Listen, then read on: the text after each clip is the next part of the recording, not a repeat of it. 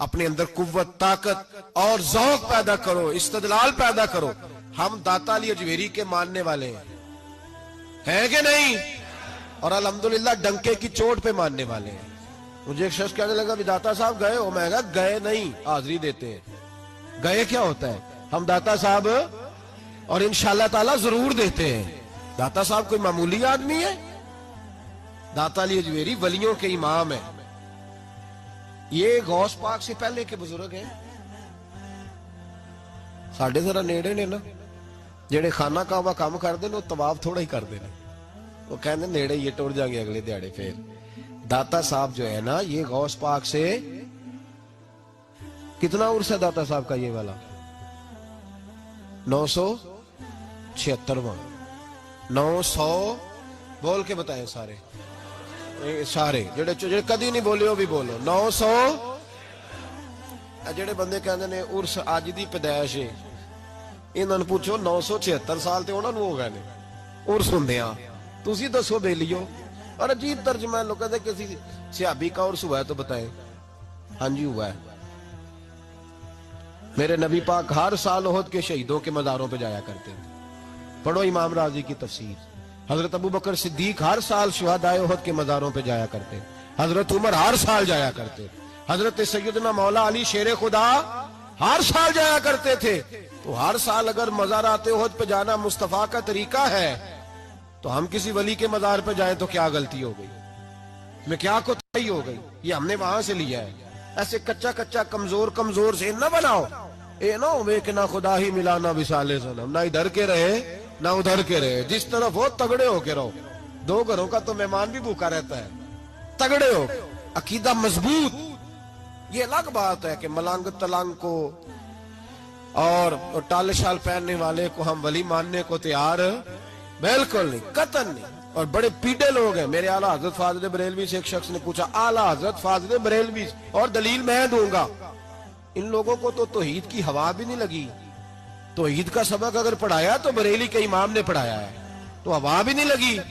اعلیٰ حضرت رحمت اللہ علیہ فرماتے ہیں قبر کو سجدہ کرنا تو دور کی بات ہے، میں تو چومنے کی بھی اجازت نہیں دیتا، میں تو ہاتھ لگانے کی بھی چھٹی نہیں دیتا، 4 ہاتھ دور کھڑے رہ کے فاتحہ پڑھو۔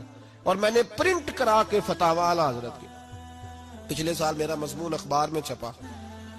مجھے ایک شیخ پورہ کے وکیل صاحب نے ٹیلی فون کیا، کہنے لگے جی میں نے ایکسپریس میں پڑھا ہے، تو آپ دکھا سکتے ہیں کہ امام احمد رضا بریلوی نے یہ کہا ہے؟ میں نے کہا جی دکھا دینا، میں بخا دینا پر تسا پھر بھی نہیں بننا۔ یہ میں نے بڑا تجربہ کیا، لوگ دیکھ داکھ کے بھی مانتے ہیں۔ ایک بندہ مجھے کہتا ہے بخاری جو دکھاؤ، میں انہوں بخاری کٹ کے دیتی، کہتا ہوں میں مولوی صاحب انہوں بخا کے آیا۔ میں کہ یہ گل پہلو کیوں نہیں سی کیتی تو بھائی؟ ہم انتشار پیدا نہیں کرنا چاہتے، ہمارا مزاج نہیں، ہم مثبت بات کرنے کے عادی ہیں، پر غلط بات بھی برداشت، میرے دل کو تکلیف ہوتی ہے۔ ادھر دیکھو، داتا علی اجویری نے کوئی مکان نہیں بنایا، جائیداد نہیں بنائی، اولاد ایک شادی کی، بچے نہیں ہوئے، دوسرا نکاح نہیں کیا، زندگی گزار دی دین کے لیے۔ 21 دن پتے کھا کے داتا صاحب کہتے ہیں میں نے گزارا کیا، اور 7 دفعہ ہندوؤں نے اتنا مارا کہ مردہ سمجھ کے چھوڑ گئے۔ اللہ نے زندگی دی، اس شخص نے زندگی گزار دی، اور یہاں آج ایک مولوی ممبر پہ بیٹھ کے اتنی لمبی زبان کھول کے کہتا ہے داتا صاحب کے مزار پہ شرک ہوتا ہے۔ اسے خیال ہی نہیں آیا کہ اس کی بات کر رہا ہے۔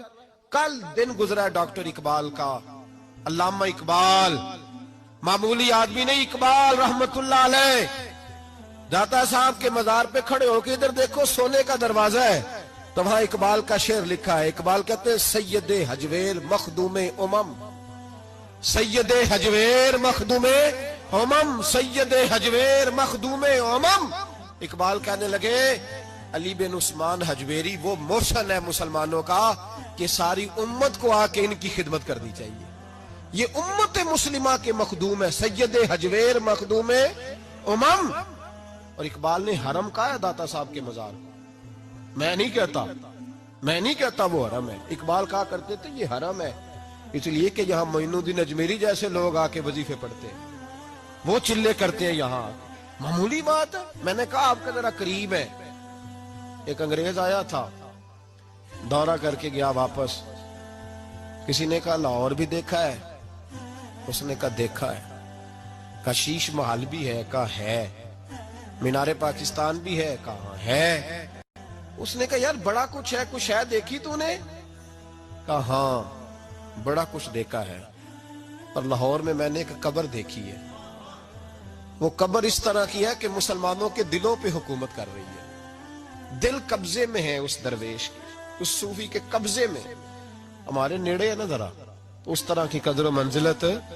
ورنہ حضرت اجمیری، حضرت بابا فرید صاحب، یہ سارے لوگ یہاں حاضری دینا، حضرت سلطان باؤ جیسے لوگ ان کی تعریفیں کرتے ہیں، کہتے ہیں یہ بڑا آدمی ہے بھائی، علی اجمیری بڑا آدمی ہے. تو ان صوفیاء کا پیار، اولیاء کا پیار. نسائی شریف سنو، نسائی کا حوالہ. میرے رسول پاک صلی اللہ علیہ وسلم نے فرمایا قیامت کے دن کسی کو طاقت نہیں ہوگی اللہ کی بارگاہ میں بولنے کی. نسائی شریف عرض کر رہا ہوں، اور سیاستہ کی روایت ابن ماجہ میں بھی موجود.